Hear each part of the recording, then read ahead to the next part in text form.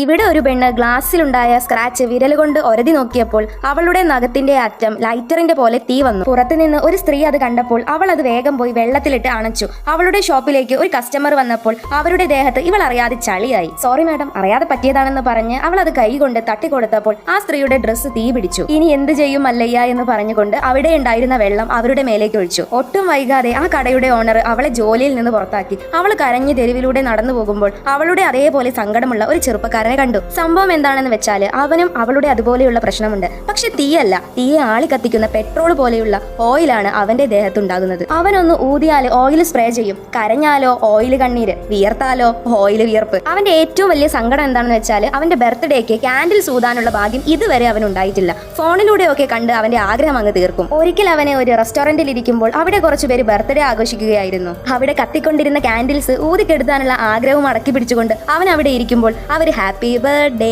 To you പറഞ്ഞതും അവൻ ആ കാൻഡിൽസ് പോയി ഒരൊറ്റ ഊതലങ്ങ് ഊതിയതേ ഉള്ളൂ, സംഭവം കിട്ടില്ല. അവിടെ ഉണ്ടായിരുന്ന ഒരു പെണ്ണിന്റെ മുടി ഫുള്ള് കരിഞ്ഞുപോയി. അവരവനെ ഒരുപാട് ചീത്ത പറഞ്ഞു. അവൻ പുറത്ത് കരഞ്ഞിരിക്കുമ്പോഴാണ് രണ്ടുപേരും കണ്ടുമുട്ടുന്നത്. അവര് ധീരയിലെ പോലെ കൈ കൊടുക്കാനായി പോയി. പക്ഷെ അപ്പോഴേക്കും ദൈവം പ്രത്യക്ഷപ്പെട്ട് അരുത് അബു എന്ന് പറഞ്ഞ് നശിപ്പിച്ച്